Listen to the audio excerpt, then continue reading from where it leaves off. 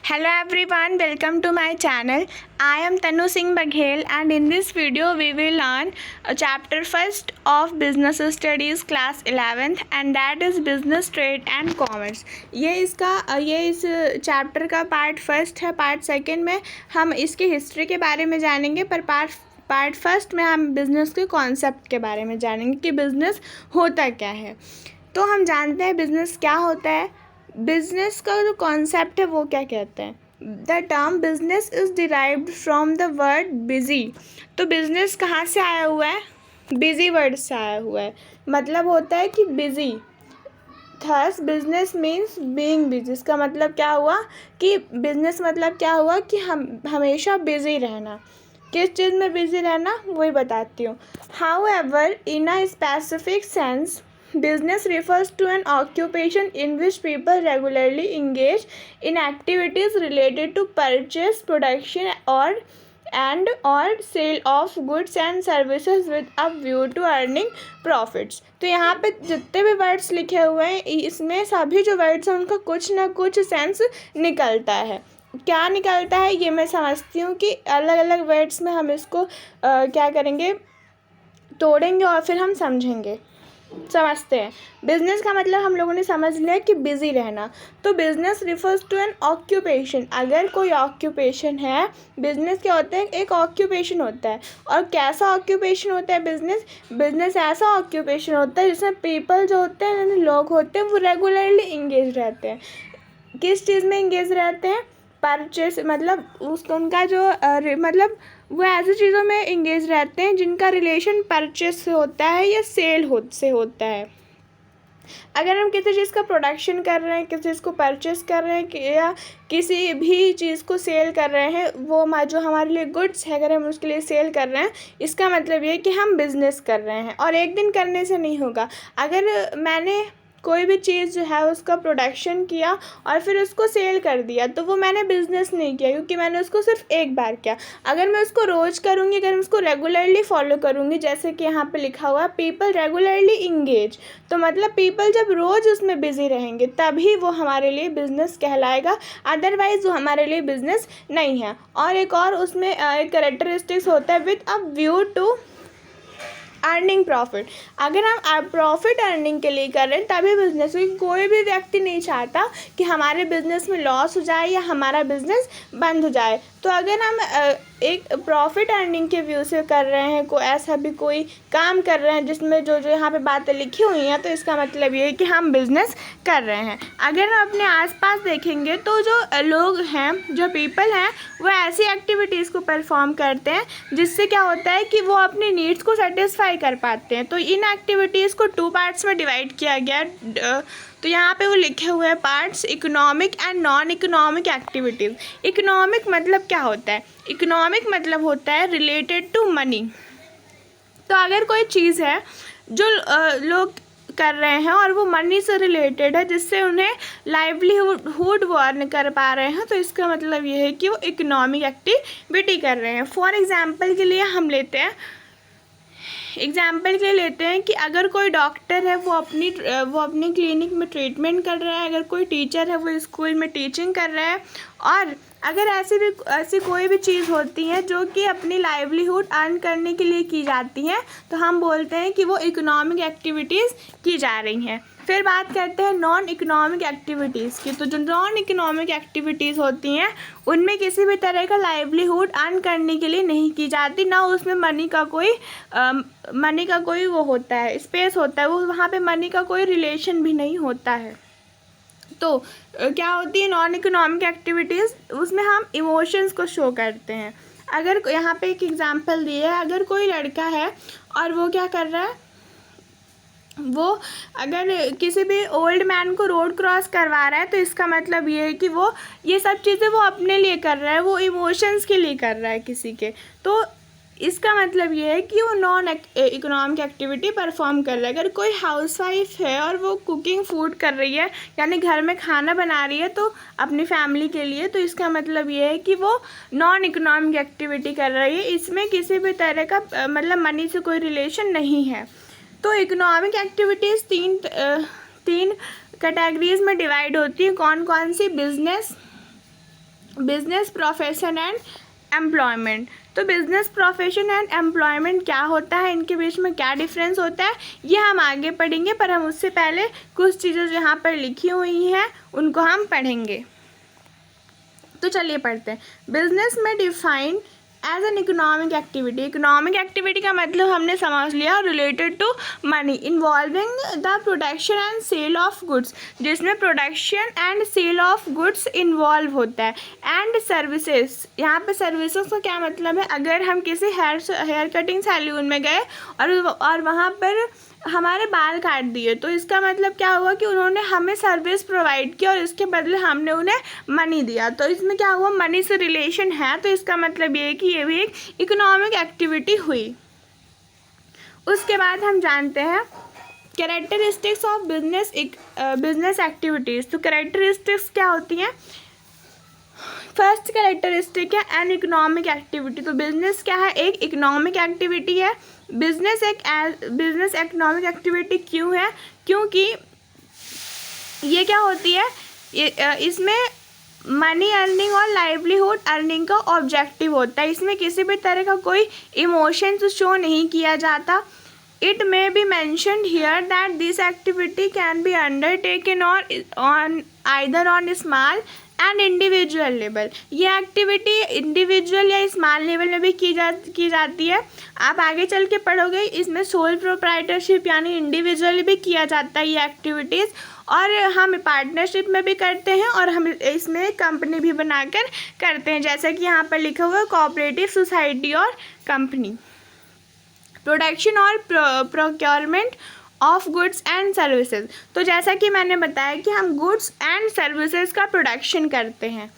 Before the goods are offered to people for consumption, these must be either produced और procured by business enterprises. क्या होता है कि जब हम क्या करते हैं, जब कंज्यूमर्स को कंजप्शन के लिए ये ऑफ़र किया जाता है, उसके पहले हम क्या करते हैं, गुड्स को प्रोड्यूस करते हैं। कौन प्रोड्यूस करता है, बिजनेस इंटरप्राइजेज। तो जो thus every business enterprise either manufacture the goods it deals or acquires them from producers to be further sold to consumers or users. फिर उसको क्या करते हैं, हम उसको कंज्यूमर को बेचते हैं या यूजर्स को बेचते हैं, ठीक है। उसके बाद होता है गुड्स में consist of consumable items of daily such as sugar, ghee, pen, notebook और capital goods like furniture, machinery etcetera. तो ये सब गुड्स हैं जो कि कंज्यूमेबल आइटम्स हो सकते हैं, और हर चीज़ होती है कंज्यूमेबल आइटम जो कि हम मार्केट से बाय करते हैं या जो हम कंज्यूम करते हैं। उसके बाद में सर्विसेज में include facilities offer to consumers, business firms and organization in the form of transportation, banking, electricity. तो सर्विसेज में क्या होती हैं, सर्विसेज में कुछ फैसिलिटीज़ होती हैं जो कि हम कंज्यूमर्स को देते हैं और उसके बदले हमें क्या मिलता है, उसके बदले हमें लाइवलीहुड मिलता है और उससे हम प्रॉफिट अर्न करते हैं। सेल और exchange of goods and services. तो इसमें गुड्स और सर्विसेज हम सेल करते हैं, और यहाँ पर मैंने बताया कि हम प्रोडक्शन करते हैं, और यहाँ पर मैंने क्या बताया कि ये इकोनॉमिक एक्टिविटी है। तो चाहे डायरेक्टली या इनडायरेक्टली, यहाँ पर क्या लिखा है, डायरेक्टली और इनडायरेक्टली। बिजनेस इन्वॉल्व्स ट्रांसफ़र और exchange of goods and services for value. तो डायरेक्टली और इनडायरेक्टली का मतलब क्या होता है, मैं आपको बताती हूँ डायरेक्टली और इनडायरेक्टली का मतलब क्या होता है। एक होता है B2B और एक होता है B2C। ये होता है डायरेक्टली और ये होता है इनडायरेक्टली। इसका क्या मतलब है, इसका मतलब ये है कि अगर हम कोई भी चीज़, अगर हमारा कोई बिजनेस इंटरप्राइज है, उसका क्या नाम है, ABC। अगर कोई भी हमारी बिजनेस इंटरप्राइज है तो उसका मान लो क्या नाम है, ABC limited.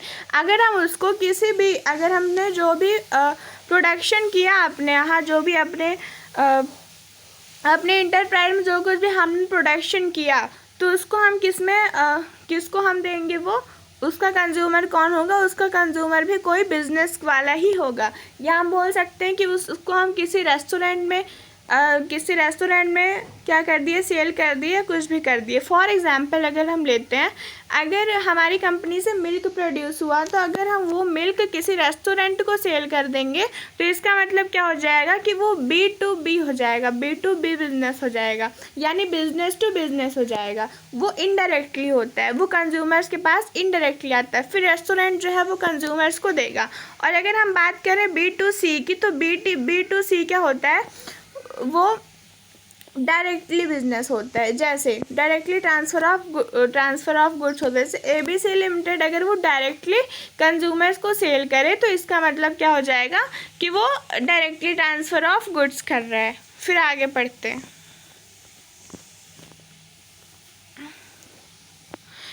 If goods are produced not for the purpose of sale but for personal consumption, it cannot be called a business activity। यहाँ पर बिल्कुल कॉमन से बात लिखी हुई है कि अगर कोई भी गुड्स है वो अगर सेल के पर्पज़ से नहीं प्रोड्यूस किए गए हैं तो इसका मतलब ये हुआ कि वो पर्सनल कंजप्शन के लिए किए गए हैं। और अगर वो पर्सनल कंजप्शन के लिए किए गए हैं प्रोड्यूस तो इसका मतलब ये है कि वो बिजनेस एक्टिविटी नहीं है। Cooking food at home for the family is not business. अगर हम होम में क्या कर रहे हैं, अगर हम खाना बना रहे हैं अपने परिवार के लिए, इसका मतलब कि हम बिजनेस नहीं कर रहे हैं, वो नॉन इकोनॉमिक एक्टिविटी में आ जाएगी। पर अगर हम वही चीज़ रेस्टोरेंट में कर रहे हैं और हम उसको अपने कंज्यूमर्स को सेल कर रहे हैं तो इसका मतलब ये है कि हम इकोनॉमिक एक्टिविटी कर रहे हैं और वो हम क्या कर रहे हैं, बिजनेस कर रहे हैं। Thus one essential characteristics of business is that there should be sale और एक्सचेंज ऑफ गुड्स और services between the seller and buyer. तो इसकी एक इम्पॉर्टेंट कैरेक्टरिस्टिक्स क्या होती है कि हम क्या करते हैं कि सेल और एक्सचेंज, हम बेचते हैं या एक्सचेंज करते हैं गुड्स और सर्विसेज का सेलर्स और बायर्स के बीच में। एक बार फिर से रिपीट करती हूँ, सेलर्स और बायर्स के बीच में गुड्स और सर्विसेज का सेल और एक्सचेंज करना बिजनेस कहलाता है। Dealings in goods and services on a regular basis. हम जैसा कि मैंने आपको बताया कि हम जब एक दिन करेंगे तो वो बिज़नेस नहीं कहलाएगा, पर अगर हम उसको रोज़ रोज़ करेंगे तो वो बिज़नेस कहलाएगा। उसी तरह dealings in goods and services, जब हम गुड्स और सर्विसेज का डीलिंग करते हैं रेगुलर बेसिस पर तो वो बिज़नेस कहलाता है। बिजनेस इन्वॉल्व्स डीलिंग्स इन गुड्स और services on a regular basis. One single transaction और सेल और purchase therefore does not constitute business. तो यहाँ पर क्या लिखा हुआ है कि अगर हम एक बार किसी को भी कोई चीज़ सेल करते हैं तो बिज़नेस नहीं होगी, वही चीज़ हमको रोज़ करना पड़ेगा तभी वो बिज़नेस कहलाएगी। यहाँ पर एक एग्जाम्पल दिया हुआ है, if a person sells her domestic radio set even at a profit it will not be considered a business activity, but if he sells radio sets regularly either through a shop or from her residence, it will be regarded as a business activity। यहाँ बहुत ही अच्छा example दिया हुआ है। अगर कोई person है और वो अपना रेडियो सेट एक दिन किसी को भी बेच देता है, अपना घर का रेडियो सेट यानी डोमेस्टिक रेडियो सेट अगर वो किसी को भी बेच देता है तो इसका मतलब ये नहीं है कि वो बिज़नेस कर रहा है। भले उसको रेडियो को बेचने में प्रॉफिट हुआ हो लेकिन वो बिज़नेस नहीं कर रहा क्योंकि उसने तो सिर्फ एक बार ही सेल किया। पर अगर वो उसको बार बार वो उसको रेगुलर बेसिस पे करेगा, यहाँ पर क्या लिखा हुआ है, radio sets regularly either through a shop, अगर वो किसी शॉप के माध्यम से या वो अपने रेसिडेंट के माध्यम से उसी चीज़ को एक्टिविटीज़ को रोज़ करता है, इसका मतलब ये है कि वो बिज़नेस कर रहा है। प्रॉफिट अर्निंग, यहाँ पर जो ऑब्जेक्टिव होता है, जो मेन मोटिव होता है बिजनेस करने का, वो होता है profit earning. No business can survive for long without profit.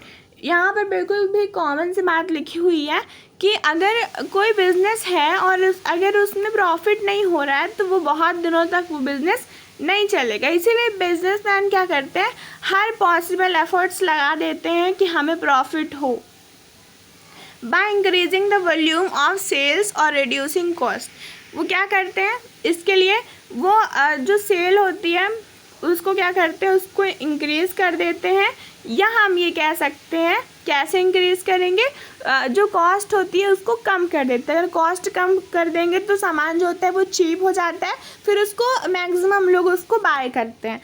Uncertainty of return, uncertainty of return refers to the lack of knowledge relating to the amount of money that the business is going to earn in a given period। यहाँ पे बहुत important सी बात लिखी हुई है कि uncertainty of return मतलब क्या होता है। इसका मतलब ये होता है कि देखो किसी को भी ये मालूम नहीं होता, यहाँ पर लैक ऑफ नॉलेज होती है किस चीज़ की, कि कितना अमाउंट ऑफ मनी जो है जो बिजनेस कितने पीरियड में करने वाला है। अगर हम ये कहें कि हम कह सकते हैं, अगर हम एग्जांपल 1 महीने का, तो जो वहाँ का जो ओनर होता है बिज़नेस का, वो ये नहीं पता कर पाता कि उसको कितने दिन में कितना प्रॉफिट होने वाला है। इस चीज़ के यहाँ पे लिखा हुआ है लैक ऑफ नॉलेज, यानी नॉलेज की कमी होती है relating to the amount of money that the business is going to earn in a given period. ठीक है, फिर हम नेक्स्ट पढ़ते हैं। यहाँ पर दिया हुआ एलिमेंट ऑफ रिस्क। देखिए क्या होता है कि अगर कोई भी पर्सन है वो अगर बिज़नेस कर रहा है, उसको रिस्क भी तो होगा, क्योंकि उसने बिज़नेस में बहुत सारा पैसा लगाया हुआ है, उसने बहुत सारे इन्वेस्ट किए हुए हैं। ठीक है, risk are related with factors like changes in consumers' taste and fashion, changes in method of production, strike or lockout at workplace, increased in competition in market, fire, theft, accidents, natural calamities, etc. No business can altogether do away with risk। यहाँ पर बहुत ही common से points लिखे हुए हैं। I hope कि आपको समझ में आ गया होगा। उसके बाद मैंने आपसे कहा था कि मैंने आपको कहा था कि बिजनेस प्रोफेशन और एम्प्लॉयमेंट के बीच में आपको डिफरेंस बताऊंगी। तो चलिए बताती हूँ बिजनेस प्रोफेशन और एम्प्लॉयमेंट के बीच में क्या डिफरेंस होता है। तो यहाँ पर बेसिक लिखा हुआ है मोड ऑफ एस्टेब्लिशमेंट वगैरह अभी हम पढ़ेंगे और मैं आपको समझाऊंगी भी, अच्छी तरीके से सबको समझ में आ जाएगा। बिजनेस यहाँ पर दिया हुआ है, प्रोफेशन दिया हुआ है और एम्प्लॉयमेंट दिया हुआ है। तो क्या होता है ये, तो business of mode of establishment. Business में क्या होता है कि एंटरप्रेन्योर्स के जो डिसीजंस होते हैं और जो बाकी लीगल फॉर्मेलिटीज़ होती हैं वो ज़रूरी होती हैं, वो उसमें चलती हैं। और प्रोफेशन में क्या होता है कि अगर कोई भी प्रोफेशनल बॉडी है उसकी मेंबरशिप लगती है और उसमें क्या लगता है कि मतलब सर्टिफिकेट लगता है प्रैक्टिस का, अगर हम प्रोफेशन करना चाह रहे हैं इकोनॉमिक एक्टिविटीज़ में। फिर एम्प्लॉयमेंट क्या होता है, एम्प्लॉयमेंट क्या होता है, उसमें हम क्या करते हैं कि सर्विस एग्रीमेंट चाहिए होता है और अपॉइंटमेंट लेटर चाहिए होता है। फिर नेचर ऑफ वर्क, इनका वर्क करने का नेचर कैसा होता है, provision of good and services to the public. इसमें होता है कि जो गुड्स और सर्विसेज हैं बिजनेस में वो पब्लिक के पास जो है वो पहुंच जाएं। उसमें रूल्स और रेगुलेशंस दिए जाते हैं जिससे कि गुड्स जो है वो पब्लिक के पास पहुंचें। Rendering of personalised expert services. Profession में अगर हम किसी भी चीज़ में पर्सनलाइज्ड हैं या उसमें हम एक्सपर्ट हैं सर्विसेज में, तो वही हम प्रोफेशन कर सकते हैं। अगर किसी की अकाउंटेंसी बहुत अच्छी है और अगर वो चार्टर्ड अकाउंटेंट का आगे कोर्स कर लेता है तो आगे उसको अकाउंटेंट की जॉब मिल जाती है।